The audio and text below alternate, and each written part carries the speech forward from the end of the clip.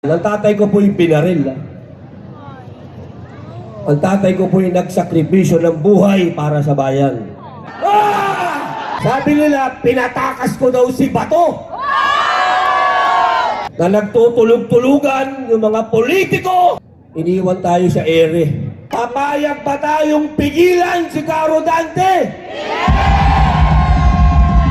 Ako po ay nakikiisa sa inyo. We are one! We are one! We are one! Bagamat English yan, we are one! Sigurado ako yung mga basher ko sasabihin yan, hindi naman yan naiintindihan yung we are one. Alam niyo po, wala pa po akong nakilalang isang disenteng tao na katulad ni Caro Dante Marcoleta. Yan ho ang isang senador na napaka-humble. Hindi kailanman ipinagyabang na siya ay abogado. Marami kaming kasama, abogado! Abogado!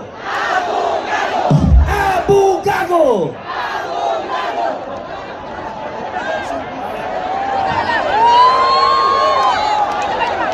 Alam nyo, si Caro Dante, Assalamualaikum sister. Si Caro Dante kapag nagpapaliwanag ng batas, naiintindihan ng lahat. Kaya pinipilit siyang pigilan. Papayag ba tayong pigilan si Caro Dante? Kami pong lahat sa minority ay iniisa-isa na. Kaninang umaga, pagbukas ko ng aking social media, nakalagay doon, kakasuhan na raw ako. Sabi nila, pinatakas ko daw si Bato. Naniniwala ba kayong pinatakas ko si Bato?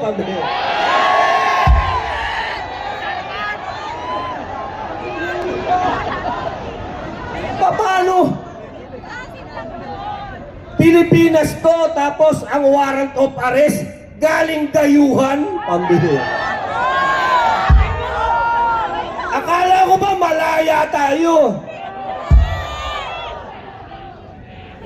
Tingnan nyo ha, may warrant daw sa ICC.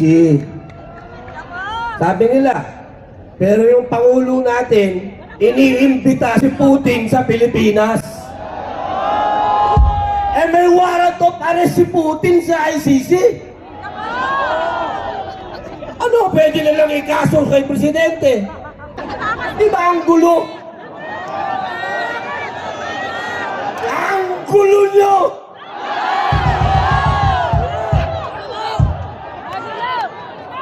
Ano ibig na lang sabihin? Pag dumating dito si Vladimir Putin, isusurrender nyo rin? Oh!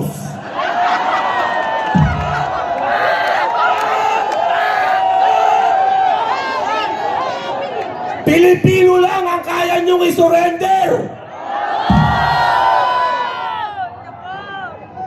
Ano yung kakaso nyo sa akin? Obstruction of justice daw. Aray ko!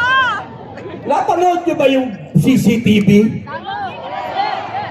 Mukha bang tumakas si Bato? Pambira, naglalakad kami, sumakay kami ng kotse, lumabas kami, libo ang pulis, walang humuli sa amin. Paanong takas yun?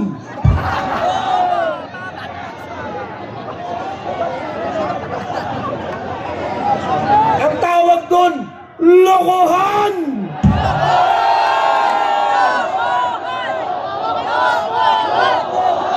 Loko!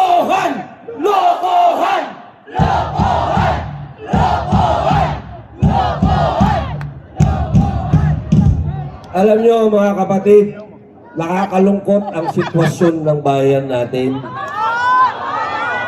Kaya ang buong sambayanang Pilipino ay nagpapasalamat sa Iglesia ni Cristo sapagkat hindi kayo nakakalimot sa pagmamahal nyo sa bayan. Patuloy ang pangkigising ninyo.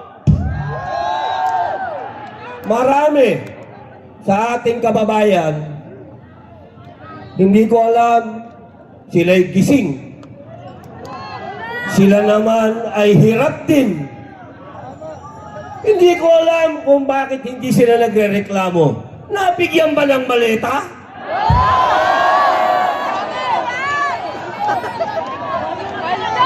Ang dami nating mga politiko na dati ay matatapang.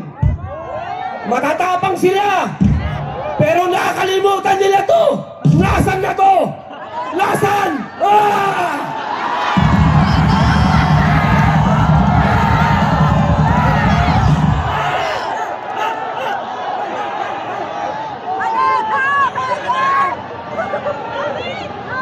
Alam nyo, ang tatay ko, si Assemblyman Roy Padilla Sr., kasama doon sa EDSA 1. Kung buhay siya, sigurado ako, nagmumura-mura yun. Bawal magmura dito kasi baka matadyakan ako palabas. Pero sigurado ako, masamang loob ng tatay ko.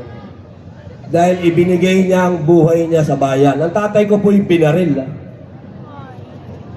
Ang tatay ko po'y nagsakripisyo ng buhay para sa bayan. Kung makikita niya ngayon ang nangyayari sa bayan natin, na nagtutulog-tulugan yung mga politiko na dapat ay tumitindig, baka lumuluha na nagdugo yung tatay ko ngayon. Kaming mga anak niya na nawalan ng tatay dahil sa pagmamahal niya sa bayan niya, ngayon gusto kong tanungin yung tatay ko, tama ba yung ginawa mo pa? Iniwan mo kami ng dahil sa bayan at yung mga kasama mo na mga nakaupo ngayon,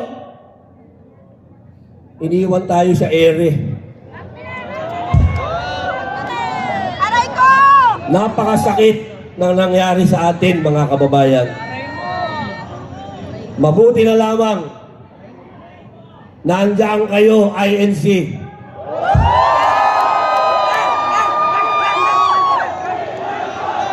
We are one! We are one! We are one! We are one! We are one! We are one! May isang punto na lang. Kasi alam ko, tapos na tayo eh. Buti nakahabol ako. Ito, pakiusap po. Hindi sa inyo, dahil alam ko, hindi nyo kami iiwan eh. Gagamitin ko na lang itong oras na to para makiusap sa mga kababayan nating hindi naman nadalan ng maleta, pero nagtutulog-tulugan. Iniisa-isa na po kami. Hindi po magtatagal, masushoot na naman ako. Ang katanungan na lang ngayon, kung ako bo'y isushoot dito o ipadadala ako sa Hague. Kasi yung kaso ko, obstruction of justice, na ang warrant of arrest galing sa ICC eh. Dayuhan. Wala naman akong obstruction of justice dito. Foreigner, pare! Ang kaso ko, foreigner.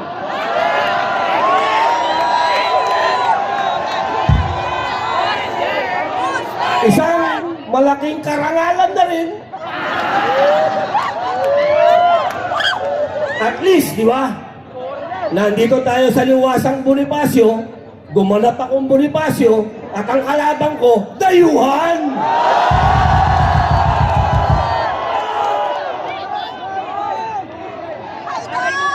Ang pakiusap ko, mga kababayan ko na nanonood, mga Muslim, mga kapatid kong Muslim, mga kapatid nating Katoliko, Kristiyano, kanina nandyan si Grego Belica, nagsalita.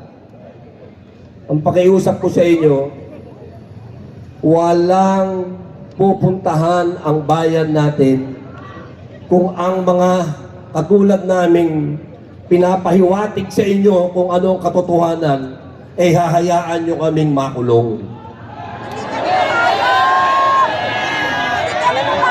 Saan pupunta ang bayang ito? Kung yung mga nakikipaglaban para sa katotohanan, ay hahayaan yung makulong.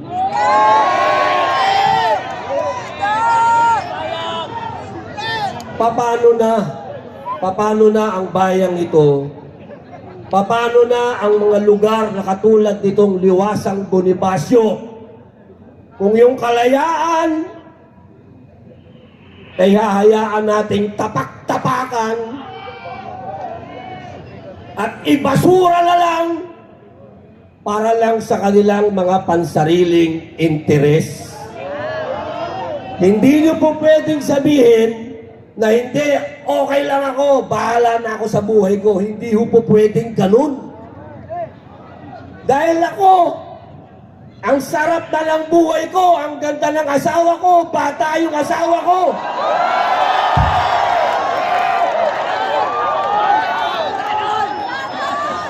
Pwede naman ako mag-artista, ang daming leading lady. Pero nagtitiis ako para sa inyo.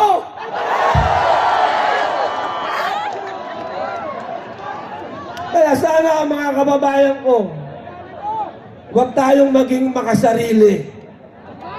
Tingnan natin kung ano ang ginagawa ng Iglesia ni Cristo. Isang tabi niyo yung religion kasi. We are one. We are one. We are one. We are one. We are one. At tingnan ninyo yung mga muka ng mga namumuno sa inyo.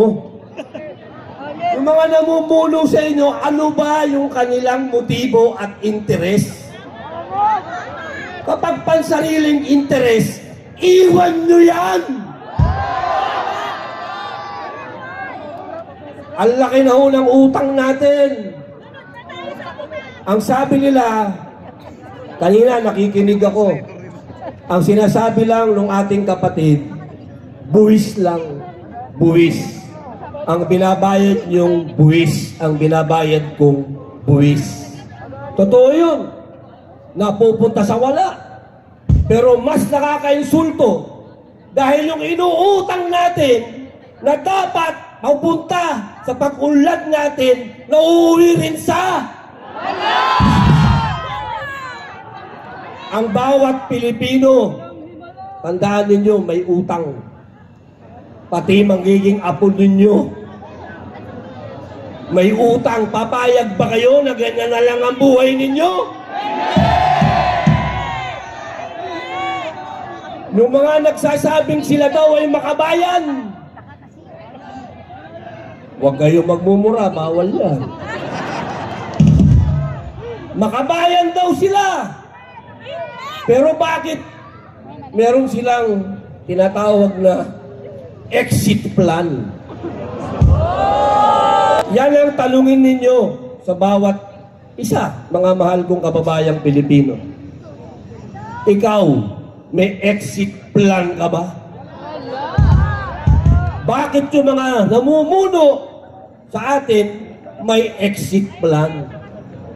Ibig sabihin, wala silang plano para sa atin. Yan ang ilagay ninyo sa isip ninyo. Hindi yung nakarinig lang kayo ng magaling mag-English dyan, believe na kayo. Tapos na ang panahon ng spoken in dollar. Tapos na. Panahon na ngayon para magkaintindihan tayo, mga kapatid.